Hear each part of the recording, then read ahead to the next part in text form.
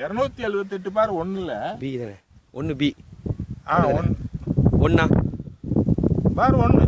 சரி ஓகே. இது அதில் இது வந்து வடமேற்கு எல்லை 4 ஏக்கர் இதில் தான் ஆரம்பிக்குது. இந்த காணல் வடக்கிருந்து பார்க்கும்போது இங்கேருந்து ஆரம்பிக்குது. அப்படியே இது தெற்க திருப்புங்க. இப்போ நமக்கு வலது பக்கம் இருக்கிறது வண்டிப்பாதை. இந்த பக்கம் 7 அடி. இதில் தான் போஸ்ட் போகுது.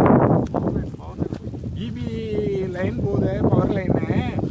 இது வந்து வண்டிப்பாதையில் 2 சர்வேக்கு இடையில உள்ள அந்த நிலத்துல அந்த போஸ்ட் போயிட்டு இருக்கு. பவர் லைன் போயிட்டு இருக்கு. நம்ம வந்து தென்மேற்கு எல்லைக்கு போயிட்டு இருக்கோம். இந்த 4 ஏக்கர்ல தென்மேற்கு எல்லைக்கு போயிட்டு இருக்கோம். இடதுபுறம் அந்த பெரிய யூனிட் கட்டியிருக்கான். அதுக்கு வலது பக்கமும் இது வந்து ஓரமா இருக்கு. இதுக்கு வலது பக்கமும் சில யூனிட் வரும் இன்னும் இருக்கு. அதை காமிங்க. இதுக்கு அதுக்குள்ள கேப்பை பாருங்க.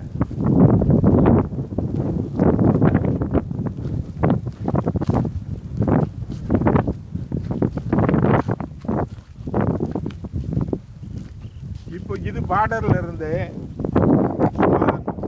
40 அடி 40 அடி தூரத்தில் அந்த பில்டிங் ஆரம்பிச்சிருக்கு. இது நம்ம பார்டர். இதுல இருந்து 40 அடி தூரத்தில்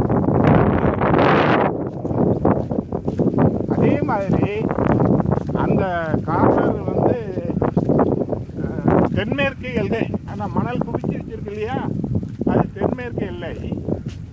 அது அப்படியே வந்து கிழக்கு நோக்கி அப்படியே இங்கே இருந்து பார்த்தாலும் தெற்கே இருந்து பார்த்தாலும் ஒரு 40 அடி தூரத்தில் தான் இந்த பில்டிங்கை ஆரம்பிச்சிருக்கு.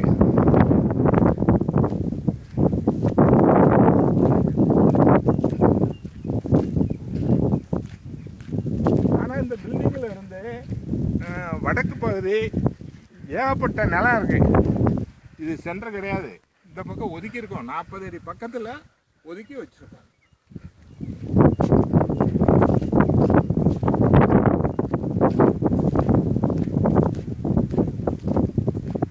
இது நம்மள்ட எல்கைக்கு ஓரமாக தான் இந்த பில்டிங்லாம் வருது. நீங்கள் பார்த்தா தெரியும். 4 ஏக்கர் எல்கைக்கு ஓரமாக தான் இருக்குது. இந்த பாருங்க, இதில் கூட ஒரு பில்டிங் எழும்ப போகுது. இதுதான் நம்மள்ட எல்கை. இது 10 அடி தூரம் தான். என்ன இருக்குது? 10 அடி தான் எல்கைக்கு இதுக்கும் கேப்பு. இவங்க சொல்கிற மாதிரி மையப்பகுதியில் அமைக்கிறாங்கங்கிறதெல்லாம் ஒரு பொய்யான தகவல். பொய்யான தகவலை கூறி இந்த பணியை நிப்பாட்டுறதுக்கு எப்படிலாம் முயற்சி எடுக்க முடியுமோ அப்படிலாம் முயற்சி எடுக்கிறாங்க. இன்னும் நீங்கள் பாருங்கள், இன்னும் எவ்வளோ தூரம் இருக்குங்கிறது. நான் நடந்தே தான் போகிறேன். நீங்கள் பார்க்கலாம். இது எல்கையோட ஒட்டியே தான் போகிறேன். எவ்வளோ தூரத்தில் நான் போகிறேங்கிறத பாருங்கள். மையப்பகுதியாக இருந்தால் இவ்வளோ தூரத்தில் நம்ம நடந்து போயிட்டிக்க முடியுமா? நேராக வந்து பார்க்கலாம். இந்த இப்போ நீங்கள் அதை பார்க்கலாம். பில்டிங் அங்கே இருக்குது. நம்ம கடந்து வந்த பாதை இது. இடையில ஒரு ஃபோன் வந்ததுனால வீடியோ கட் ஆகிட்டு. இப்போ நீங்கள் பார்க்கலாம். இதோடையே போகிறோம். இந்த லைன்லேயே தான் போகிறேன். அவங்க சொல்கிற மையப்பகுதி இதுதான் மையப்பகுதியான்னு எங்களுக்கு தெரியலை. மக்கள் தான் இதை முடிவு செய்யணும். இன்னும் அவங்க வந்துட்டு மக்களை மடையர்களாக்கிறதுக்கு வந்துட்டு ஒரு குரூப்பே இருக்குது. இங்கே பாருங்கள், இந்த கல் வந்துட்டு கொடி நட்டி வச்சுருக்காங்க. கல் இருக்குது, நீங்கள் பார்த்துக்கலாம். இதுதான் எல்கை. இந்த எல்கையிலேருந்து நான் அப்படி திருப்பி காட்டுறேன். பயோகேஸ் பில்டிங் எங்கே வருதுன்னு பாருங்கள், பார்த்துக்கிறங்க. இது மையப்பகுதியாங்கிறத மக்கள் தான் முடிவு செய்யணும். இப்போ வடக்க நோக்கி போகிறோம் நம்ம.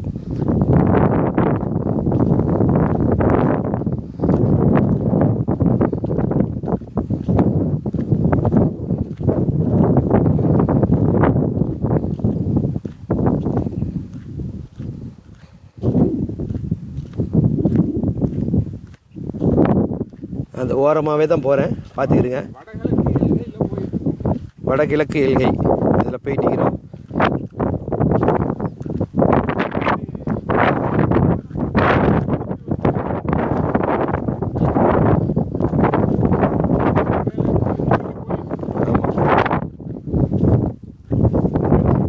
இப்போ நீங்கள் பார்க்கலாம் பயோகேஸ் பில்டிங் எங்கே இருக்குது அப்படி பார்த்துட்டே இருங்க.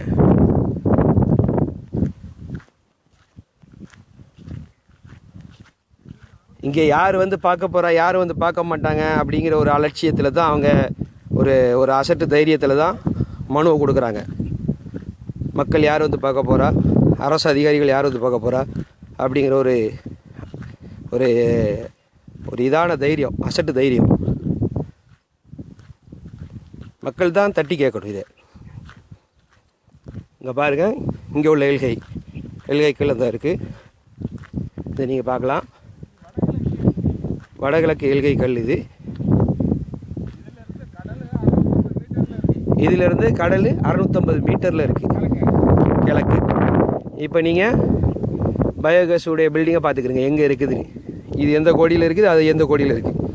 நம்ம ஏற்கனவே அந்த பக்கம் உள்ள இதையும் காட்டணும் உங்களுக்கு எவ்வளோ தூரத்தில் இருக்குன்னு. அதிலேருந்து ஒரு 40 அடி தூரத்தில் தான் இருக்குது அந்த பக்கம் எல்கையிலேருந்து. இப்போ வடக்கு எல்கைக்கு போயிட்டுருக்குறோம் பாருங்கள்.